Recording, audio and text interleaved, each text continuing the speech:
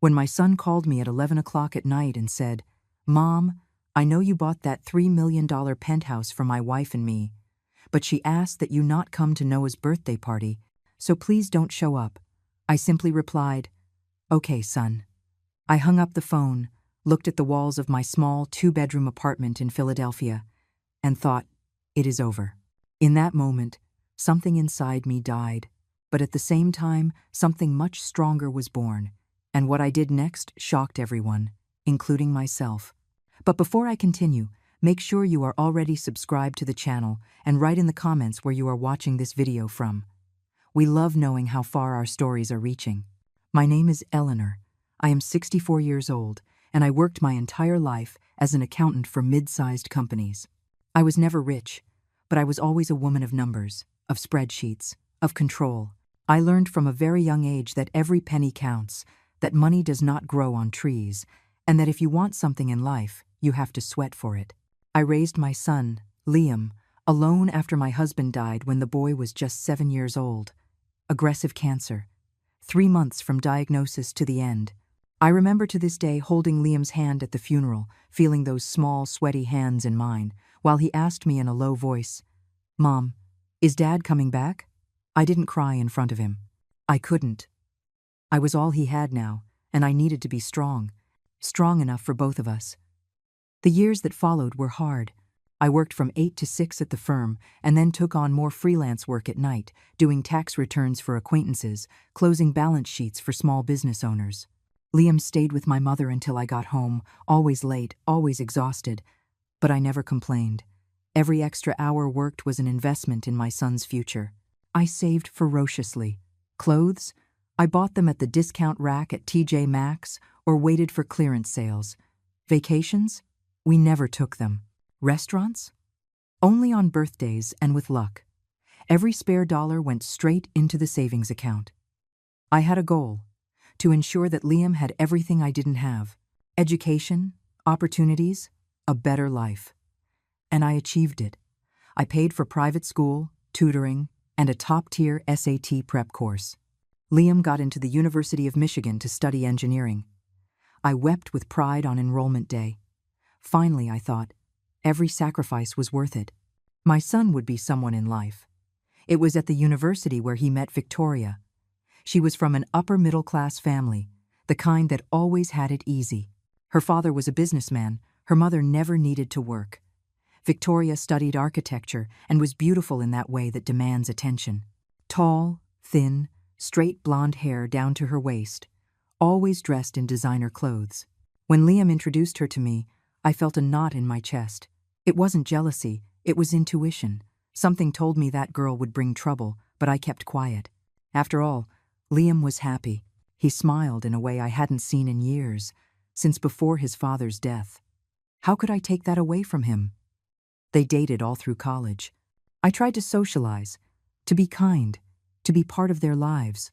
But Victoria always treated me with icy politeness, that type of fake cordiality that hurts more than a direct insult. She called me Mrs. Davis instead of just Eleanor, as if she wanted to mark a distance. She never accepted when I offered home-cooked meals I had prepared for Liam.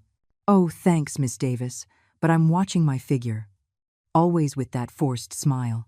When Liam graduated, he landed a great job at a construction firm in Chicago. It was then that he told me he was getting married. My heart shrank, but I smiled and said I was happy for him. And I was, truly. Only I was also afraid. The wedding was big, expensive, paid for mainly by Victoria's parents. I contributed what I could, but it was a drop in the ocean compared to what they spent. The ceremony was beautiful, I can't deny that. But I felt out of place the whole time, sitting at a side table with some distant relatives while her parents occupied the head table with the bride and groom. After the wedding, they rented a small apartment. I kept working, already thinking about retiring soon. That was when my mother passed away.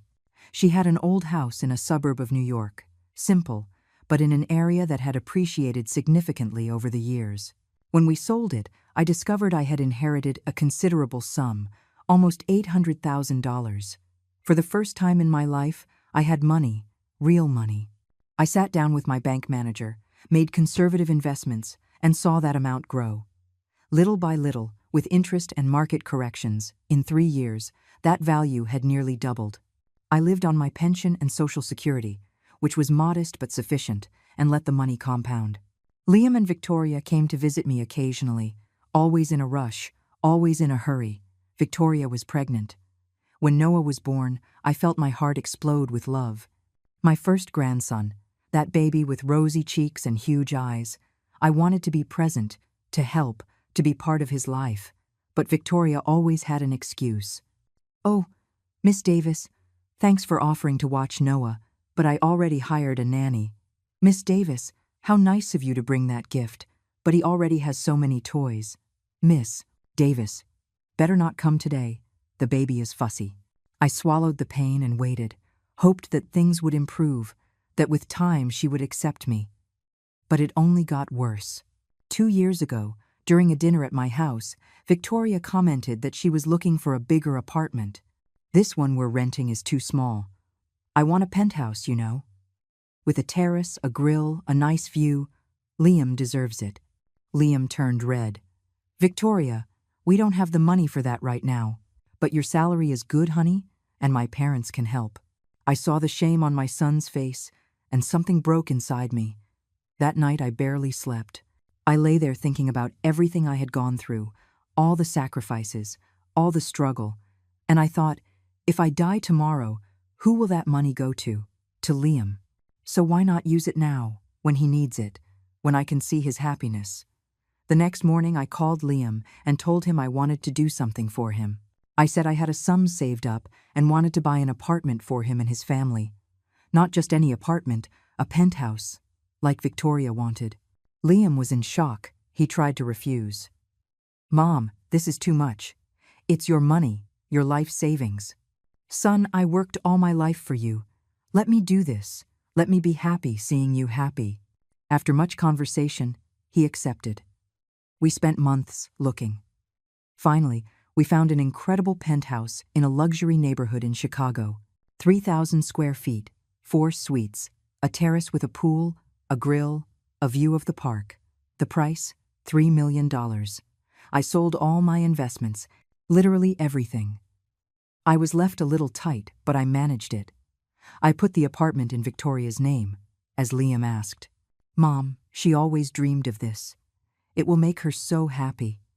I signed all the papers without hesitating. The move happened 6 months ago. I helped however I could, carrying boxes, organizing things. Victoria barely thanked me. But I saw Liam happy, saw Noah running through the huge apartment, and I thought it was worth it. Only after the move, the visits became even rarer. I would call, send text messages. "Son, can I come over this weekend?" "Mom, we're a little busy organizing still." "Son, I wanted to see Noah." "He's at his grandparents' house, Mom. Victoria's parents." Always Victoria's parents. Always. They had practically become residents of the penthouse. They were there every week. While I, who had paid for all of that, was left waiting for crumbs of attention. Until that call came that night. Noah's 5th birthday would be next Saturday. A big party with catering, themed decoration, entertainers, everything. I was anxious. I had already bought the gift, a beautiful bicycle that cost a fortune. And then Liam called. "Mom, I need to tell you something." By the tone of his voice, I already knew it wouldn't be good. "Victoria, she asked that you not come to Noah's party." I felt like I had been punched in the stomach. "What do you mean, son?" She said that you make comments that make her family uncomfortable, that you criticize the house decoration, that you said she doesn't take good care of Noah. She is stressed with the party and doesn't want conflict. I had never criticized anything. Never. I was always polite. I always praised everything. I always tried not to intrude. "Liam, I bought that penthouse. I spent everything I had. And now she doesn't want me to go to my grandson's birthday? Mom, please, don't make this complicated. It's just this time. Later we'll organize something so you can see Noah another time. And you? What do you think of this?" Silence. "Son, I am asking you, do you think it is right to forbid me from going?" "Mom, I need to keep the peace at home. Do you understand? Victoria is very nervous and..." Okay, son, I interrupted. My voice came out cold, controlled. I won't go. Mom. Good night, Liam. I hung up. I stayed there, sitting on the old sofa of my small apartment, looking at the peeling walls that I had never renovated because I was saving money for my son's future. For the future I had just financed with every penny I had. And it was in that moment, in that heavy silence of the night, that I made a decision. I didn't sleep that night. I lay in bed, staring at the dark ceiling, feeling something boiling inside my chest. It wasn't just anger. It was a mix of pain, disappointment, and for the first time in a long time, clarity. A clarity cold and sharp as a razor. At 6 in the morning, I got up, showered, and got dressed. I put on my only pair of formal shoes that still fit, grabbed my purse, and left. I had only one destination in mind. The office of the lawyer who had handled the sale of my mother's house. Mr. Vincent, a serious, competent man who had always been honest with me. I arrived at his office at 8 o'clock sharp. The receptionist looked at me in surprise. Miss Eleanor, what a surprise. Do you have an appointment? No, but I need to speak with Mr. Vincent urgently. It is about that apartment I bought for my son. She must have seen something in my face because she picked up the phone immediately. 5 minutes later, I was sitting in the lawyer's office. Mr. Vincent was a man of about 50, graying hair, thin-rimmed glasses. He greeted me with a firm handshake and offered me coffee, which I declined. I wasn't there for pleasantries. Miss Eleanor, how can I help you? Vincent, I need to know something. That apartment I bought for my son, the $3 million penthouse, I put it in his wife's name, Victoria. Is there any way to reverse that? He furrowed his brow. Reverse how? Take the apartment out of her name and put it back in mine. Or at least do something so I have control over the property. Mr. Vincent leaned back in his chair, taking off his glasses and cleaning the lenses with a handkerchief. Miss Eleanor, when you made the purchase, you signed all the documents establishing that the property would be registered in the name of Victoria Fernanda Davis, correct? Yes. And it was a gift? Or did you have some kind of contract, a life estate, something like that? I felt my stomach sink. It was a gift, pure and simple. I thought about making a contract, but my son said it wasn't necessary, that we were family, that I could trust them. The lawyer sighed. I understand. Miss Eleanor, legally, once the gift was made and recorded, the property is no longer yours, it is hers. You no longer have any rights to that apartment. The words fell on me like stones. No rights? But I paid. I spent everything I had. I know, and I am very sorry. But that is how it works. When you gifted the real estate, you transferred ownership completely. Unless, he stopped, thoughtful, unless. There is a possibility, but it is complicated, and I don't guarantee it will work. You could try to revoke the gift due to gross ingratitude of the recipient. Ingratitude? Yes. The civil code here anticipates that a donation can be revoked if the recipient commits an act of ingratitude against the donor. For example, a serious offense, refusal to provide support when necessary, an attempt on your life. But it has to be something really serious, and you would have to prove it before a judge. And it is a legal process that could take a long time. They forbade me from going to my grandson's birthday, to the boy's birthday, in the apartment that I paid for. Doesn't that count? Mr. Vincent grimaced. It's complicated. Technically, this can be considered ingratitude, but a judge may or may not accept it. It would depend on many factors, on how the situation is presented, and even if they accepted it, the process would take years, years of exhaustion, of hearings, of stress. I felt defeated. I had thrown $3 million in the trash, simply in the trash, and now I couldn't do anything. And if, I said slowly, what if I had something that proved that she isn't who she says she is? Something that showed she deceived me from the beginning? The lawyer looked at me with curiosity. What are you referring to? I don't know yet, but I am going to find out. I left the office with a determination I hadn't felt in years. If I couldn't recover the apartment legally right now, at least I was going to discover the truth about who Victoria was. And something told me there were secrets there. Many secrets. I spent the rest of that week transforming myself into a detective. I had nothing to do anyway, since I had retired 2 years ago and lived alone. So I dedicated every minute of my time to investigating Victoria's life. I started with social media. Victoria was one of those people who posted everything. Photos of the penthouse, of Noah, of trips, of designer clothes. But the more I looked, the more I noticed something strange. She didn't have many friends. The photos were always just of her, or of her with Liam or her parents. She never had a group of girlfriends, never had old photos from college, nothing. I created a fake profile and started looking for people who might have studied with her. I found an alumni group for the architecture program and managed to get in. I posted an old photo and asked, "Does anyone remember Victoria? I'm trying to reconnect with friends from that time." The answers started coming in, but they weren't what I expected. Victoria? The one who dropped out junior year? She didn't even finish architecture. She quit when she failed. Structures for the 3rd time. She married that rich engineer, right? Always knew she was after money. My blood ran cold. Victoria hadn't graduated.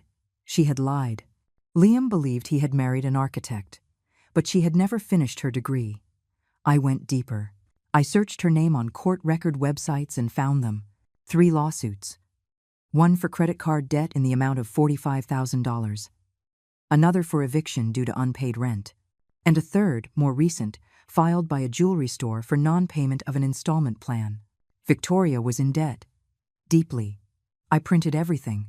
Every screenshot. Every document I managed to access. I organized everything in a binder. And then I called Mr. Vincent again. "Vincent, I found some things. Can I stop by?"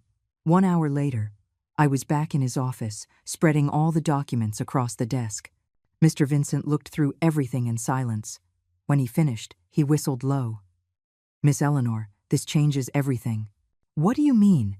"If we can prove that she married your son with the deliberate objective of obtaining financial advantages, characterizing bad faith, and that she induced you to make the gift under false pretenses about who she was, this can support not only a revocation of the gift, but also a lawsuit for moral damages and fraud." My heart raced. Is there a way to do that? There is. But it is going to be a war, Miss Eleanor. A messy war. Your son will be in the middle. Your family will fall apart. Are you sure you want to go down this road? I thought about Liam's call, about his voice, weak, submissive, telling me not to come to my grandson's birthday. I thought about all the years I worked, about all the nights I didn't sleep, about all the money I saved. And I thought about Victoria, laughing at me, living in the penthouse I paid for, treating me like trash. I am sure. Then, we are going to need more proof. The more, the better. It was then that I had an idea. "Vincent, is there a way to get access to her bank statements? I want to know where the money she spends goes." That would be complicated, and possibly illegal, depending on how we got it. What if she showed them to me herself? He looked at me confused. I smiled for the first time in days, a smile that had nothing joyful about it. "Leave it to me." That night, I created a second fake profile, this time on Instagram. I pretended to be a luxury consultant who helped wealthy women invest in real estate and high-end products. I used photos stolen from foreign websites, created a convincing bio, followed some influencers, and waited. Then I sent a message to Victoria. "Hi, saw your profile and was impressed by your style. I work with luxury investment consulting and would like to present some exclusive opportunities to you. Would you be interested in chatting?" She responded in less than 2 hours. "Hi, great. Yes, super interested. Can you tell me more?" Idiot. She took the bait. I spent the next few days chatting with her, pretending to offer investment opportunities in designer bags, jewelry, even apartments. Victoria opened up completely. She told me about her debts, about how she was trying to maintain appearances, about how she had convinced Liam that she needed a credit card with no limit for household expenses. And the most shocking part, she said she was thinking about convincing Liam to sell the penthouse, to pay off her debts, and then buy something smaller. My mother-in-law won't even find out. She doesn't understand anything about real estate. I almost smashed the phone in my hand from so much rage. But I took a deep breath and continued the conversation. Wow, but can't your mother-in-law cause problems? That old woman? She gifted me the apartment. It's in my name. She can't do anything. And I convinced my husband to give me power of attorney for everything, so I have total control. There. I had the confession I needed. I took screenshots of all the conversations. I saved everything to the cloud, just in case. And I took everything to Mr. Vincent. Perfect, he said with a glint in his eyes. With this, we have a solid case.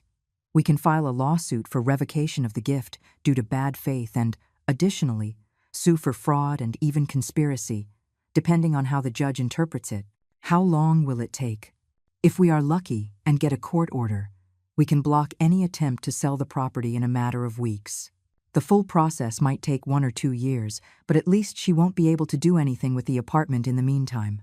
Then, let's start. Miss Eleanor, he said, looking at me seriously. Your son is going to suffer from this. He is married to this woman.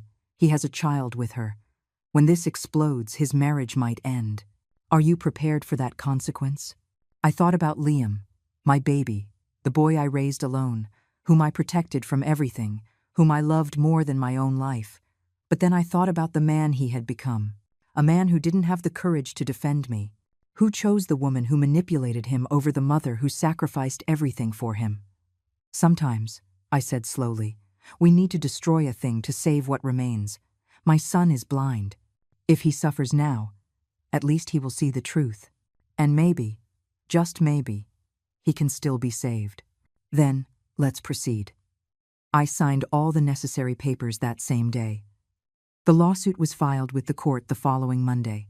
And in the meantime, I waited.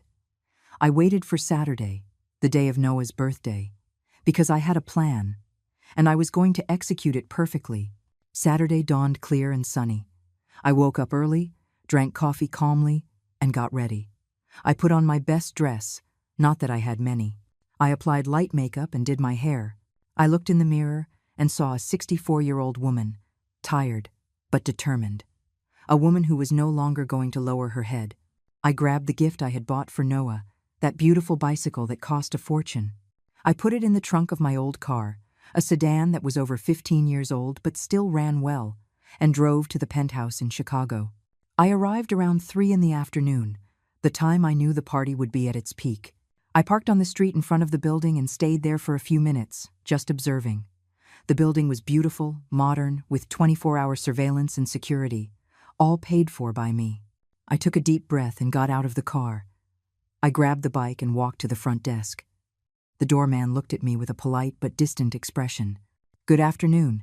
How can I help you? I'm here for Noah's birthday party, apartment 1502. He checked a tablet. Your name? Eleanor. Eleanor Davis. He scrolled through the list with his finger, furrowed his brow, scrolled again. Excuse me, ma'am, but your name is not on the guest list. It must be. I am the birthday boy's grandmother. I'm going to call up to confirm. He picked up the intercom phone and dialed. After a few seconds. Good afternoon, Miss Victoria. There is a lady here, Miss Eleanor, saying she is Noah's grandmother. Is she on the list? Ah, I understand. Yes, she can leave it. He hung up and looked at me with that expression of someone who has to deliver bad news but is just doing their job. I am very sorry, ma'am. The resident informed me that you are not authorized to go up. I felt a wave of heat rise up my face. Humiliation. That was what I was feeling. Public humiliation, in front of a doorman I didn't even know, in the lobby of the building I had paid for. But I wasn't going to cause a scene. Not yet. I understand, I said with a firm voice. Can you give this to Noah? I pointed to the bicycle. It is his gift. The doorman hesitated. Well, I think I can do that. Thank you. I went back to the car, but I didn't leave. I stayed there, standing, watching the activity at the building. I saw the guests arriving, one after another. Imported cars, well-dressed people, children in designer clothes. Victoria's party had to be perfect, of course. It had to impress. I waited another hour, and then I saw what I was waiting for. Victoria's parents' car arriving. a black BMW, gleaming. From the car, her mother stepped out first, a woman in her 60s with obvious plastic surgery and a pile of jewelry. Then the father, a pot-bellied man with a mustache, expensive suit. And lastly, a young woman stepped out, maybe 25 years old, dressed in a flashy way. She bore a striking resemblance to Victoria. Blonde hair of the same shade, same height, same bone structure. I took my cell phone and took photos. I didn't know if I would need them, but it was better to have them. They entered the building carrying enormous gifts. I saw when the doorman let them pass, without even checking the list. VIP guests, obviously. I stayed there until the sun began to set. I saw the guests leaving, one by one. Tired children, parents carrying party favors, and finally I saw Liam walking out with Noah in his arms. My grandson was dressed as a superhero, with a red cape and a mask. He was laughing, holding a bunch of balloons. My heart clenched. It was my grandson, my blood, and I had missed his birthday. Liam put Noah in the car, a nearly new SUV that I didn't recognize, probably financed, and turned around to go back inside. That was when he saw me. Our eyes met. He froze. I got out of the car. "Hi, son." He approached, walking slowly with an expression of guilt on his face. "Mom, what are you doing here?" "I came to bring Noah's gift, but they didn't let me up." "Mom," I explained it. "Victoria didn't want." "I know what Victoria wanted, Liam. The question is, what do you want?" He looked away. "Don't make things complicated, Mom." "Complicate?" "Son, I bought that penthouse for you. I spent every penny I had, and now you treat me like a stranger, like a nuisance. Don't you understand? Victoria is stressed, she is." "Indebted," I said, cutting him off. Liam blinked. "What?" "Indebted, 3 lawsuits for debt. She never finished her architecture degree, and she is planning to sell the penthouse to pay her debts without you knowing." Liam went pale. "What are you talking about?" I pulled a binder from my purse. Yes, I had brought a copy of everything with me, and I handed it to him. "It is all in here. Lawsuits, debts, proof that she lied about who she was. Read it." He took the binder with trembling hands, but didn't open it. "Mom, did you investigate my wife?" "I investigated the woman who is destroying my family and stealing my money." "You can't do this." His voice rose. "This is invasion of privacy. And forbidding me from seeing my grandson? Humiliating me in the lobby of the building I paid for? That is what, son?" He clutched the binder to his chest, looking around as if fearing someone would hear us. "Mom, go, please. Victoria is going to be furious if she finds out you are here." "Victoria, Victoria, Victoria," I repeated, feeling the anger grow. "And I, your mother, the woman who raised you alone, who worked like a slave to give you everything. I don't count anymore? It's not that. Then what is it, Liam? Explain it to me. Make me understand how I became the villain of this story." He opened his mouth, closed it, opened it again. "You were always controlling, Mom. You always wanted to run my life. Victoria is just trying to protect our space." That hit me like a slap. "Controlling? Yes, you called every day. You wanted to know about everything. You had an opinion on everything. Where were we going to live? How were we going to raise Noah? Which school to choose?" Victoria felt suffocated. I laughed, a bitter laugh without humor. "Son, I called because I cared, because I wanted to be part of your life. But if that is being controlling, then forgive me for having been too much of a mother." "Mom." "Read the binder, Liam. Read it, and then decide if I am the villain or if you are being manipulated by a woman who only wants your money." I turned my back on him and walked back to the car. He called out to me, but I didn't stop. I got in, started the engine, and drove away from there. In the rearview mirror, I saw Liam standing on the sidewalk, holding the binder, with a lost expression. I drove home with my hands gripping the steering wheel, trying to control the trembling. When I arrived at my apartment in Philadelphia, I collapsed on the couch, and for the first time in many years I cried. I cried from anger, from sadness, from disappointment.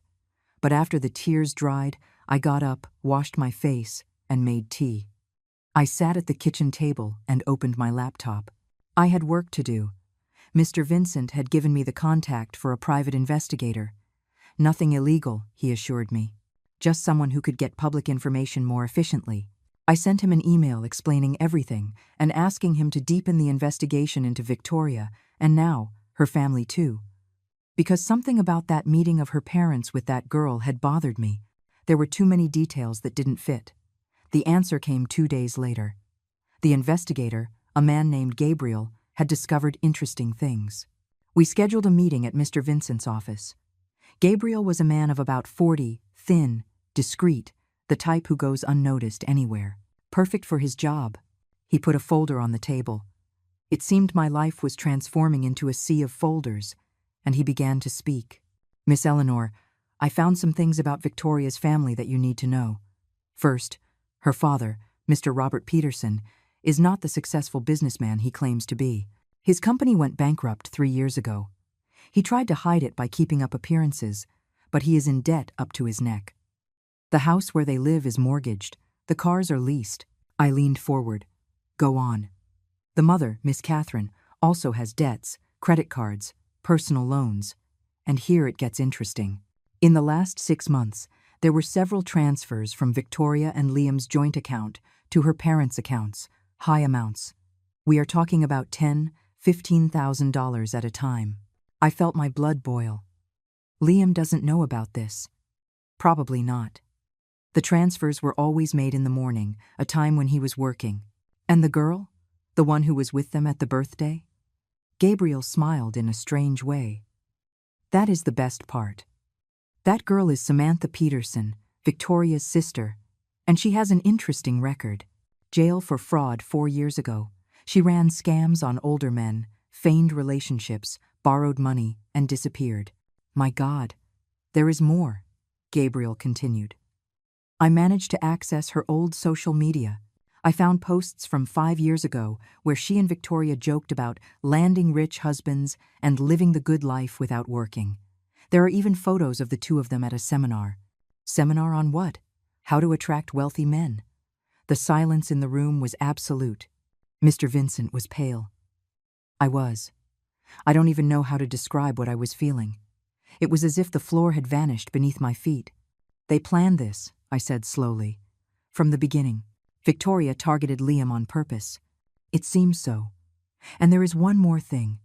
I found logs of messages between Victoria and her sister. I got it through a contact she had blocked, but who kept screenshots of the conversations. In those messages, Victoria speaks openly about the plan. Hook Liam, get his mother to buy an expensive property, and then sell everything and split the money with the family. I need those messages. I already printed everything. It's here. He pushed another folder toward me. I spent the next few hours reading every word. It was nauseating. Victoria and Samantha talked about Liam as if he were an object. The sucker, they called him. The mama's boy. They laughed at me. They called me the old idiot who handed everything over on a silver platter. There was a particularly horrible conversation. Samantha. And the mother-in-law? Doesn't she suspect? Victoria. That one? She is desperate to be accepted.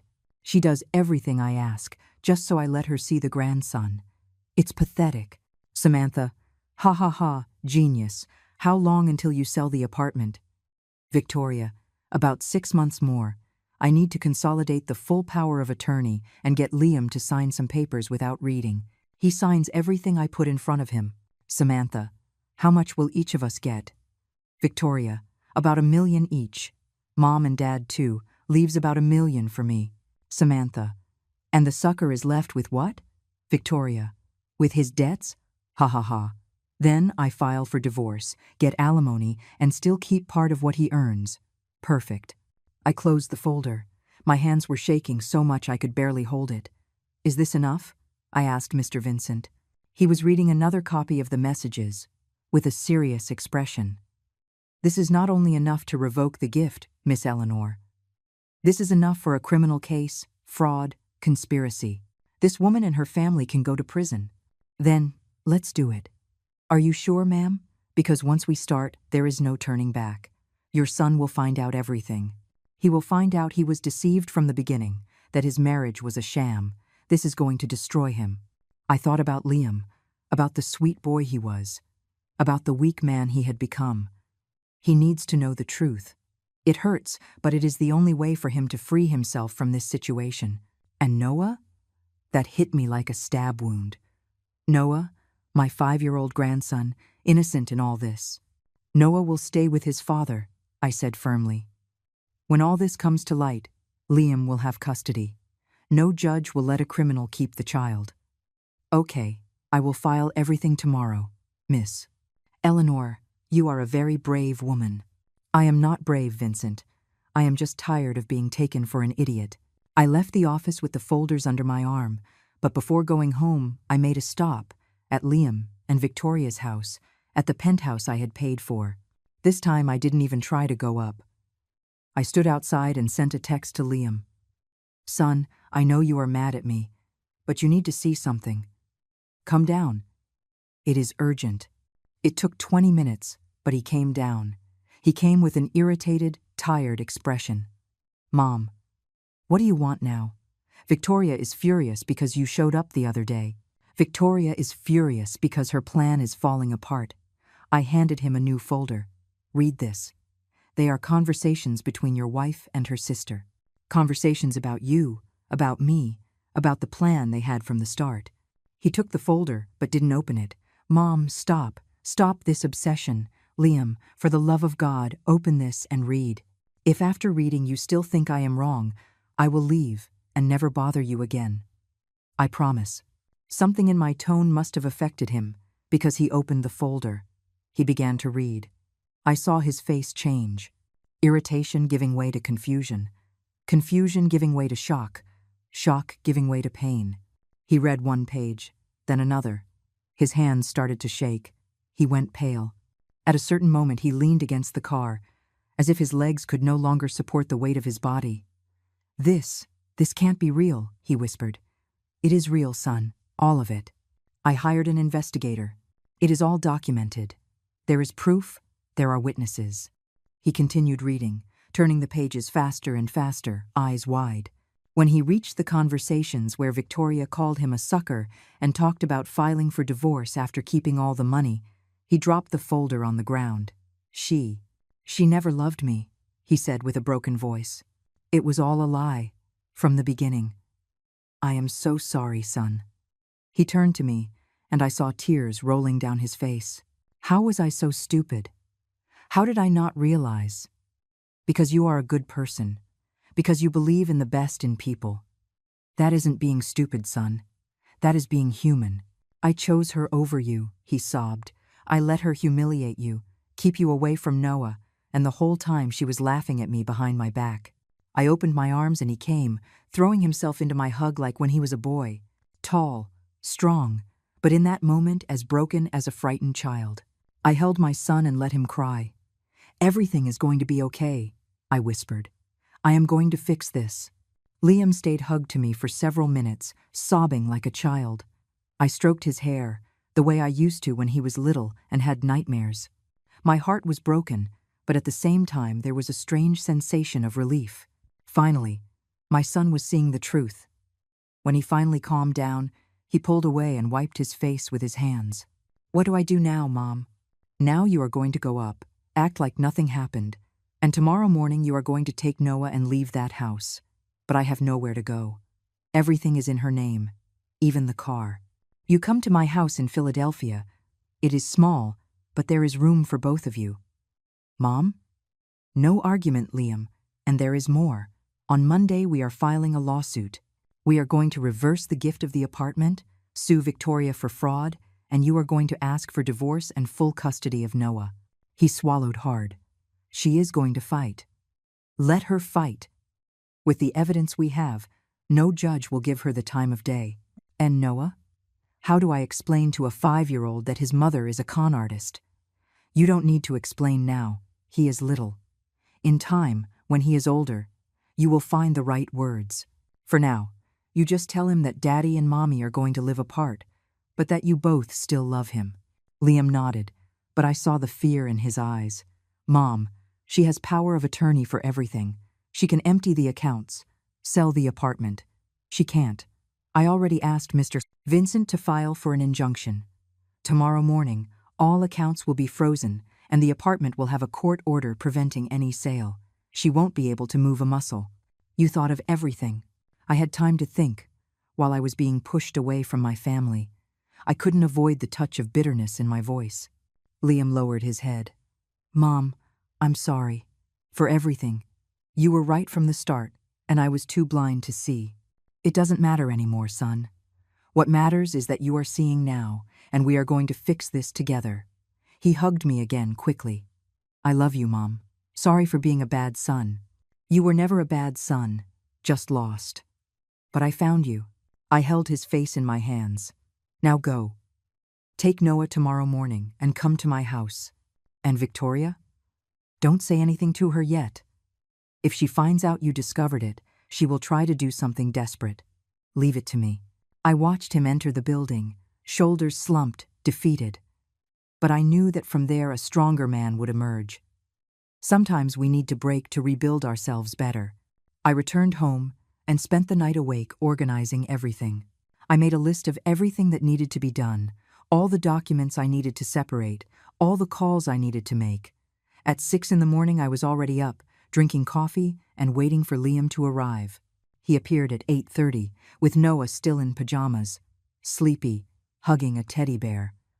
The sight of my grandson made my heart clench.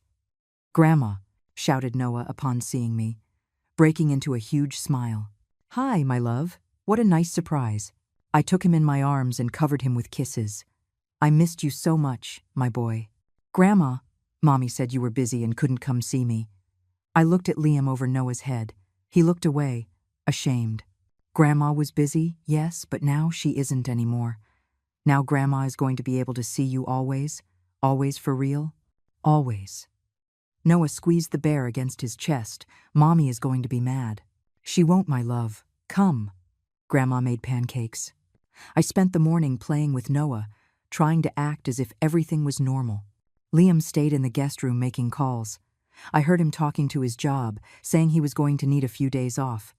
Then speaking with a divorce lawyer that Mr. Vincent had recommended. At 11 o'clock, my cell phone rang. It was Mr. Vincent. Miss Eleanor, the court orders were granted. All joint accounts are frozen. The apartment cannot be sold or rented. And I also got an order that prevents Victoria or any member of her family from approaching you or Liam. Already? The judge looked at the evidence and was in shock. Said it was one of the most brazen fraud cases he had seen. The police have already been notified too. They will probably want to hear from you and Liam in the next few days. Thank you, Vincent. Oh, and one more thing. Victoria already knows. She tried to access the account this morning and saw it was blocked. She is calling Liam frantically. I looked toward the living room. Liam was with Noah doing a puzzle. His cell phone was on silent on the coffee table. The screen lit up and turned off with dozens of missed calls. He isn't going to answer. Great. The less contact right now, the better. Oh, Miss Eleanor, be prepared.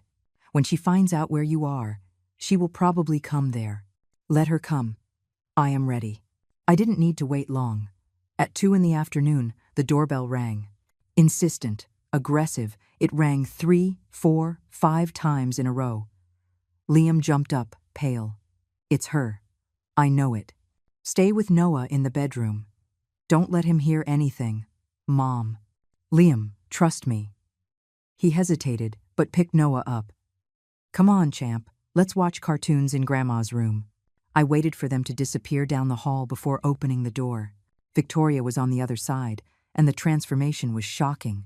The woman always impeccable, hair and makeup perfect, had messy hair, smeared makeup, wearing wrinkled clothes. She looked like she hadn't slept. But the most terrifying thing was the eyes. They had a wild fury, almost animalistic. "Where is my husband?" she hissed.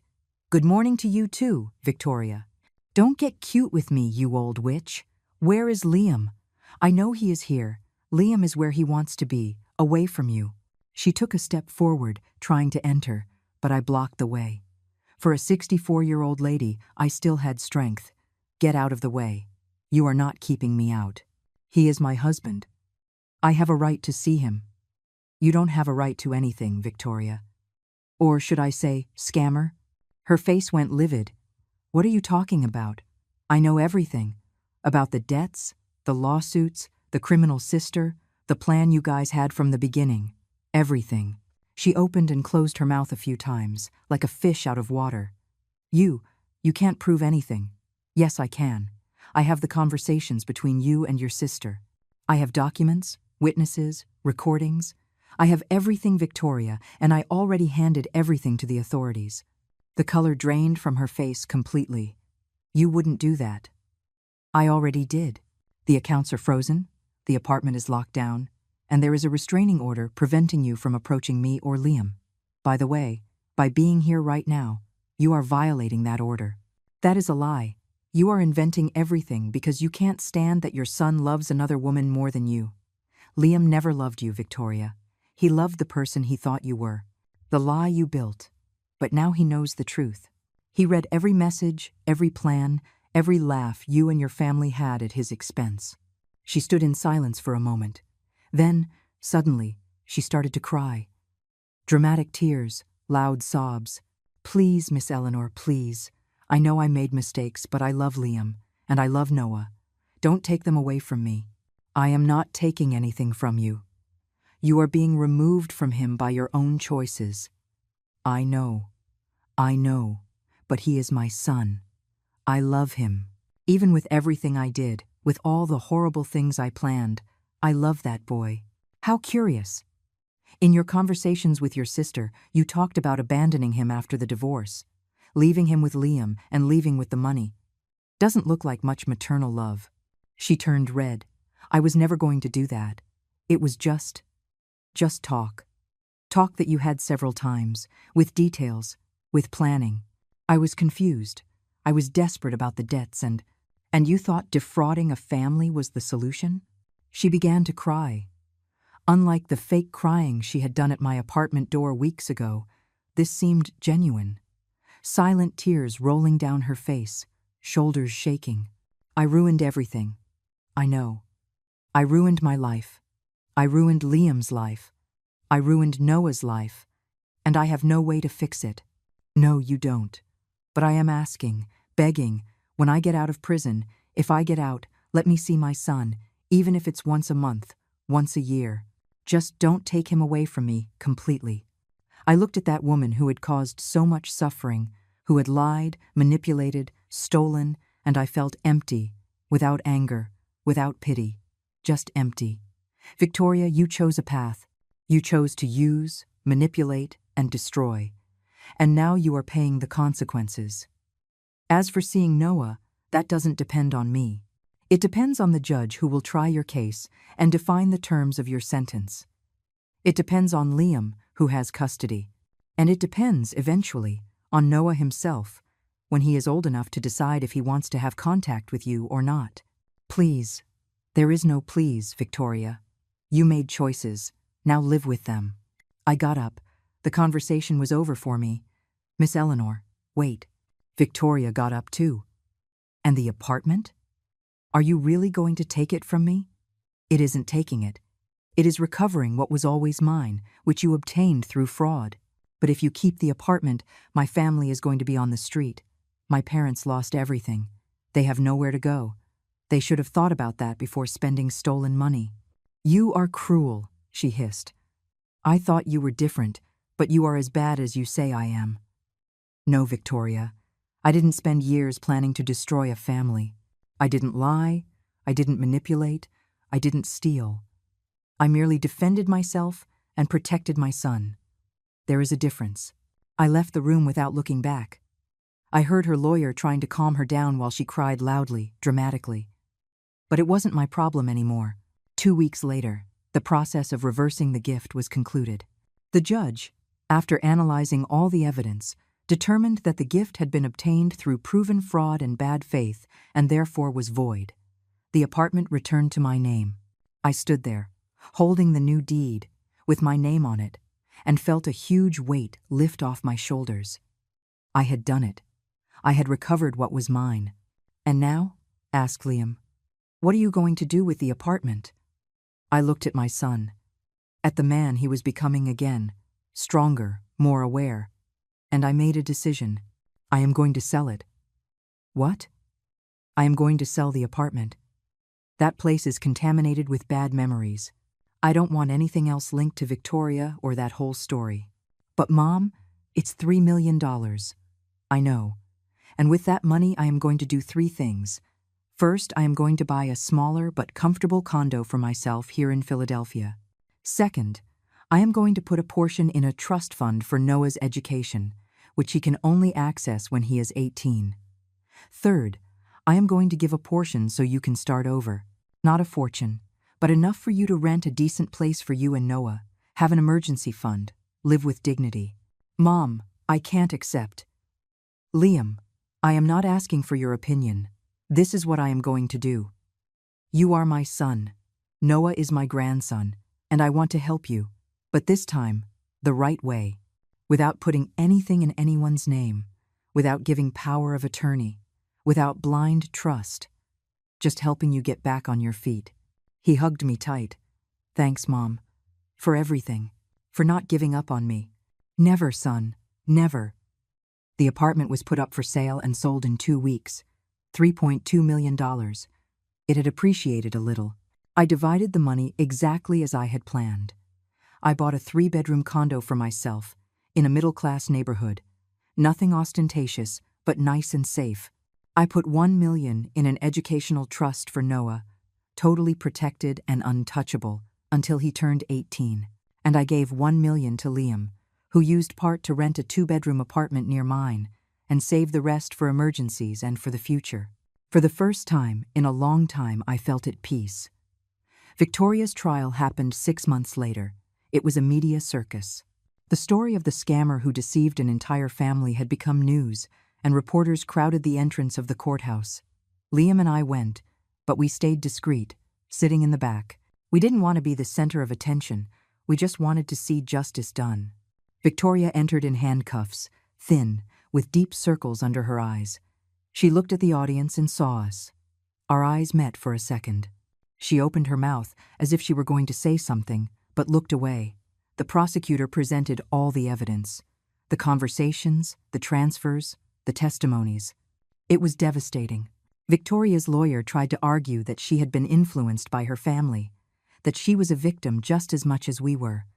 But it didn't work. When the judge read the sentence, the courtroom went absolute silent. Victoria Fernanda Davis, you have been found guilty of aggravated fraud, conspiracy, and larceny. Taking into consideration the severity of the crimes, the premeditation, and the lack of genuine remorse, I sentence you to 10 years in prison. 10 years. Victoria crumbled. She began to scream, to cry, to beg. The officers restrained her while she screamed, "Noah, my son, my son!" Liam squeezed my hand. I held his firm. I didn't feel triumph. I didn't feel joy. I felt only closure. That chapter had ended. Her parents received 5 years each. Her sister, Samantha, received 8 due to prior convictions. They were all taken away in handcuffs. When we left the courthouse, the reporters tried to approach us, but Mr. Vincent pushed them away. We got into the car in silence. "It's over," said Liam, almost in disbelief. "It's really over." "It is over," I confirmed. "Thanks, Mom, for everything, for being strong when I was weak, for fighting when I gave up, for saving me." "I didn't save you, son. You saved yourself. I just showed you the way." We went back home, where Noah was waiting for us with the babysitter. He ran into his father's arms, laughing, happy, innocent, and I knew I had done the right thing. The following months were of rebuilding. Liam immersed himself in therapy, working through all the issues of self-esteem, trust, and trauma that Victoria had left. It was painful, but necessary. I saw my son coming back little by little, becoming again the person he was before her, only stronger, more aware. Noah adapted better than we expected. Children are resilient like that. He still asked for his mother occasionally, and Liam always told the truth in a way appropriate for his age. "Mommy is in a place where she needs to stay for a while because she did some wrong things, but she still loves you." I don't know if Victoria really loved Noah, but Liam considered it important not to completely destroy the image of his mother in the boy's head. When he is older, Liam explained to me, he can deal with the whole truth. For now, let him have the good memories he has. I moved into my new condo in Philadelphia, and for the first time in decades, I decorated a place thinking of me. Not of economy, not of practicality, but of what I liked. I bought comfortable furniture, plants, beautiful paintings. I transformed one of the bedrooms into an office and the other into a room for Noah for when he slept at Grandma's house. And he slept over. Every Friday, Liam left Noah with me for the weekend. The three of us, me, Liam, and Noah, became a unit again, a real family. We went to the park, to the movies, had picnics, simple things that had been denied to us for so long. One afternoon, about 4 months after the trial, Liam came to visit me alone. Noah was at his swimming lesson. "Mom, I need to talk to you about something." His tone put me on alert. "What happened? Is everything okay?" "Yes, it's just that." He pulled an envelope from his jacket pocket. "I received a letter." "Letter from whom?" "From Victoria." My body tensed. What does she want? "She is asking me to bring Noah to visit her in prison." I closed my eyes and took a deep breath. "And do you want to do that?" "I don't know. On one hand, she is his mother. On the other, I don't know if I want to expose Noah to that environment. He is so little." "What does your therapist say?" "He said it is my decision, that there is no right or wrong answer. It depends on what I believe is best for Noah." "And what do you believe?" Liam stayed silent for a long moment, looking at his own hands. I think no, at least not now. Noah is happy, he is okay. He is developing normally. I don't want to traumatize him with a visit to prison. Later, when he is older, if he wants to, then yes. Then, that is your answer. But I feel guilty. What if I am wrong? What if Noah grows up and blames me for not letting him see his mother? Liam, you are doing the best you can with the impossible situation Victoria created. It wasn't you who put her in prison. It was her actions. And protecting Noah from a potentially traumatic situation isn't cruelty, it is parenting. Do you think I am being cruel? No. I think you are being a father, and a good father. He sighed, relieved. I am going to answer her letter then. I am going to explain that. For now, I think it is better not to, but that I keep the door open for the future, if it is appropriate. Seems fair. He got up to leave, but stopped at the door. Mom? Yes. Do you ever regret it? Having done all this? Having unleashed this bomb that blew up everyone's life? The question took me by surprise. I thought carefully before answering. No, not for a second. Because if I hadn't done anything, you two would still be trapped in that lie. Victoria would still be stealing, manipulating. And eventually, when she had nothing left to take from you, she would have left anyway, leaving you broken financially and emotionally. At least now you have the chance to rebuild with the truth. Thanks. I needed to hear that. Life continued its course. Liam started going out again, cautiously. He did therapy, worked on his issues, and slowly began to trust people again. He wasn't ready to date. He wouldn't be anytime soon, but at least he was open to friendships, to human connections. I, surprisingly, also started to live more. I joined a book club at the neighborhood library. I started painting classes. I made friends with other women my age who, like me, were rediscovering who they were besides mothers and grandmothers. One of those women, Susan, became especially close. She was a widow, too. She had lost her husband 5 years ago. We met for coffee every week and talked about everything. Children, grandchildren, life, dreams. It was Susan who convinced me to do something I had never done. Travel. Eleanor, you spent your life working, saving, taking care of others. When was the last time you did something just for you? I don't know. Never? Exactly. You have money now, you have time, you have health. Why not travel? See the world? The idea was tempting, but terrifying. And Liam? And Noah? They will be fine. Liam is a grown man, and you are coming back. It's not like you are going to disappear forever. Just take a vacation. I thought about the idea for weeks and finally gathered courage and spoke to Liam. Son, I am thinking about traveling. Doing that tour of Europe I always dreamed of. Liam smiled. Mom, that is great. You should go. But it is 3 weeks away. Will you manage? Mom, I am 35 years old. I think I can take care of myself and Noah for 3 weeks. He laughed. Besides, you need to do this. You deserve it. Are you sure? Absolute. Go, enjoy. Take 1,000,000 photos. Bring back horrible souvenirs. Live. And that was what I did. 2 months later, I was on a plane heading to Lisbon, starting a 3-week journey through Europe. Portugal, Spain, France, Italy.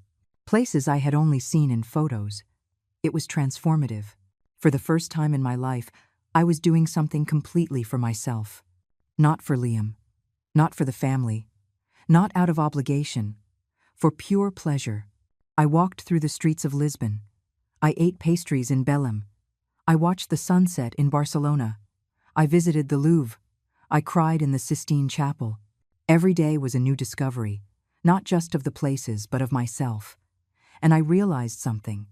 I had spent 64 years living for others. Being a daughter, being a wife, being a mother. All those identities were important, but I had forgotten to be Eleanor. Just Eleanor. But now, walking through the streets of Rome, eating gelato and looking at the Trevi fountain, I was being Eleanor. And it was liberating. I returned home renewed. Liam and Noah picked me up at the airport with signs and hugs. Noah didn't stop asking about the trip, and I promised to show all the photos. You look different, Mom, commented Liam while we drove home. Different how? Lighter. Happier. I am happy. For the first time in a long time, I am really happy. And it was true. The pain of what had happened with Victoria, the betrayal, all that had left scars. But scars heal. And I was healed. That night, after putting Noah to bed and Liam went home, I sat on the balcony of my condo with a glass of wine and looked at the city, the lights twinkling, life happening down below. I thought about everything that had happened in the last year, the pain, the fight, the victory, and I realized that, in the end, it wasn't about the apartment, the money, or revenge. It was about dignity, about not accepting being belittled, used, discarded, about fighting for what was right, even when it was difficult, about protecting who I loved, even if that meant causing pain in the short term. And it was about new beginnings. Liam was starting over. Noah was growing up in an honest environment, and I was finally living. My cell phone vibrated. A text from Susan. So, how about it, world traveler? Coffee tomorrow? I want to hear everything. I smiled and replied. Sure. 10 o'clock at the usual place? Done. I put the cell phone away and took another sip of wine. The night breeze was pleasant, bringing the smell of flowers from the community garden. There was peace. Finally, there was peace.